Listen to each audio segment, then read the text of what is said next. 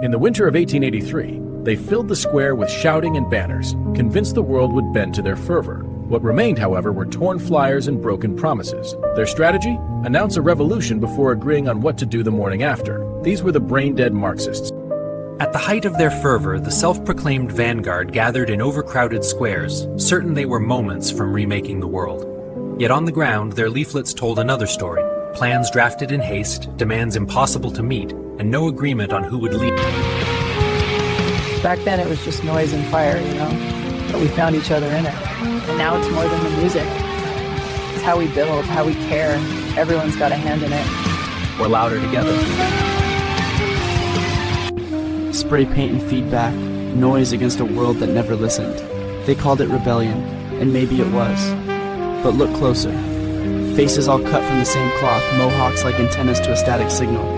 They shouted no future, yet built gardens. In the winter of 1969, a group of young Marxist organizers met on the corner of 10th and Cabbage. They arrived determined, boots laced, signs ready, yet no one could quite recall what exactly they were opposing that day. After a few tense seconds, someone shouted the only...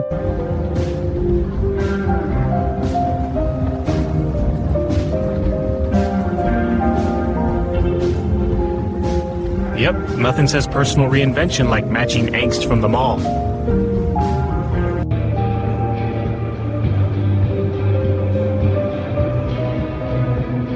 Turns out, all it takes to discover your dark side is a well-lit mall.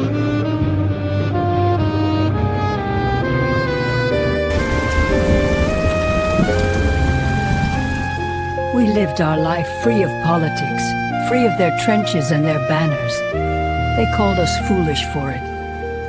I laughed at them.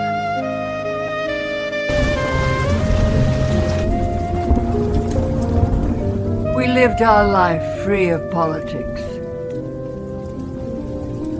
I laughed at them. That's a beautiful poster behind you. Do you remember the band? It feels familiar. What did you like about their music? It sounded like night falling. Do you still listen some? They tell me goth have always been left-leaning, as if that were a warning. I laughed at them for being coggies, little clockwork toys wound by fear. So you're goth. Of course. That should be obvious. What do you stand for as a goth? Control the means of production.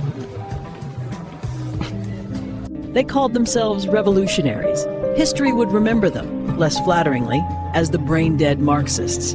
On a gray afternoon in 1978, they arrived at a downtown protest and promptly forgot what they were supposed to be protesting. Do you identify as goth? Yes, but I also identify as passive resistive and a rebel. What are you rebelling against? What have you got, Normie?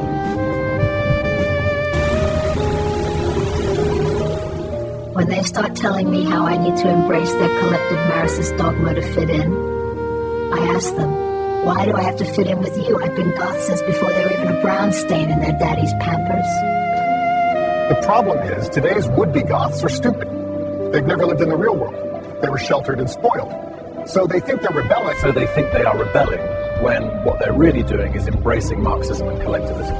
They see that as a radical idea because they are stupid.